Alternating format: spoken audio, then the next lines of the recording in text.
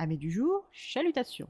Pour les petits nouveaux, moi c'est Sekhmet, et je vous souhaite la bienvenue dans mon podcast littéraire. Dans mon émission, je vais tenter 3 fois par semaine de vous donner envie de découvrir des livres de tout poil, récents et moins récents. Alors, si ça vous tente, c'est par ici la suite.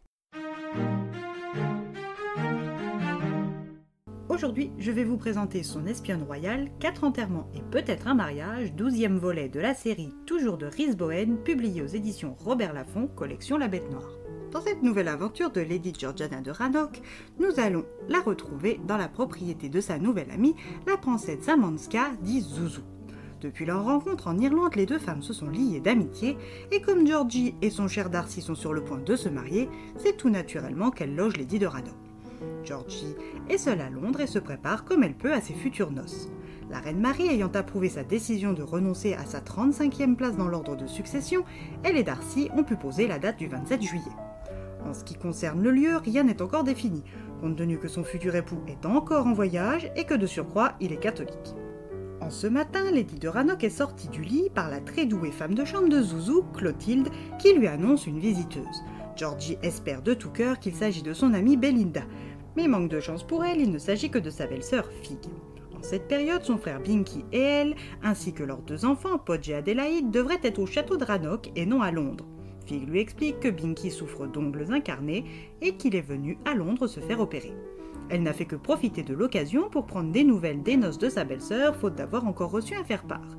Georgie reconnaît bien là la patte de son odieuse belle-sœur et lui explique que les invitations ont pris un peu de retard à cause de l'attente de l'officialisation de l'acceptation de son éviction de la Ligue de succession au trône d'Angleterre. Mais maintenant que tout est bon, côté royal, la date est posée au 27. Fig prend note et part bien en tête sur les préparatifs. Georgiana constate avec un certain étonnement l'enthousiasme non fin de sa belle-sœur. Mais chassé le naturel, il revient au galop. Fig reproche déjà son choix d'un homme sans titre à Georgie, lui rappelant qu'en épousant ce O'Mara, elle perdrait son rang social.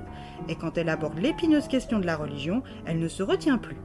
Georgie tient bon, et pour agacer son odieuse visiteuse, rien de tel que de parler de sa parenté royale et des liens privilégiés qu'elle entretient avec sa cousine la reine Marie. Elle doit se rendre en grande pompe à l'ouverture de la saison à l'hippodrome d'Ascot en compagnie de ses Altesses le roi et la reine. Fig qui elle aussi avait l'intention de s'y rendre est contrariée, ce qui ne manque pas de réjouir Georgie. Après s'être accordée sur la présence de Cornemuse ainsi que sur le rôle de Binky, Podge et de Rannoch House, Fig rentre chez elle. Le lendemain, Lady de Rannoch et dit de Clotilde part pour Ascot.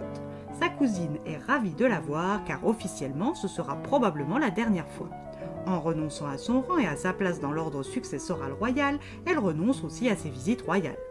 Et en toute franchise, Georgie en est pleinement soulagée. La reine Marie explique à sa cousine ses souhaits concernant ses futures épousailles. Bien qu'elle accepte le mariage catholique de sa parente, il est hors de question qu'elle et son mari le roi, ainsi que bon nombre de ses parents royaux européens, soient oubliés. Georgie, qui pensait se marier en petit comité, sans trop de protocole, dans l'église de Farm Street, dans le quartier de Mayfair, tombe des nues.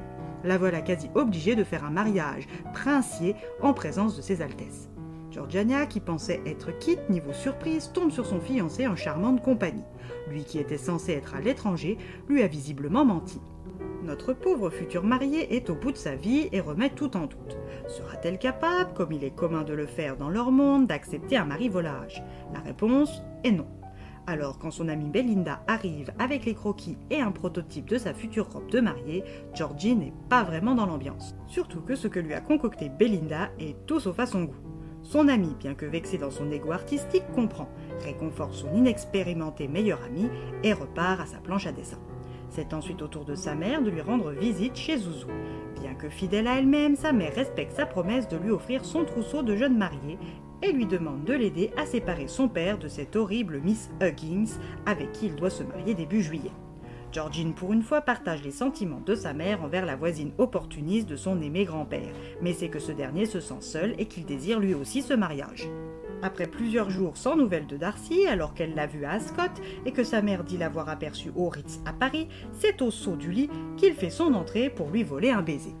Elle lui demande des explications et pose ses conditions. Après avoir obtenu, elle se sent un petit peu bête. Tous deux sont de nouveau sur les mêmes rails et prévoient la suite des événements ensemble.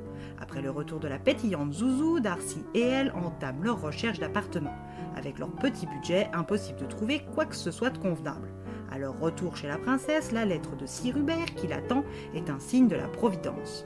En tant que son héritière unique, il aimerait qu'elle habite avec son mari la propriété de Henstein, dans le Sussex voisin, et qu'elle y fonde sa famille, et ce, dès que les noces auront été célébrées. Tout serait financièrement prévu, et il n'y aurait plus qu'à mettre la demeure à son goût, et de lui garder dans l'aile ouest 3 pièces pour les quelques périodes de l'année où il ne parcourt pas le monde. Georgie et Darcy se voient ôter un lourd poids de leurs épaules, mais ne serait-ce pas un cadeau empoisonné? À vous de découvrir à quel point, aux côtés de Georgie, est l'impayable Queenie.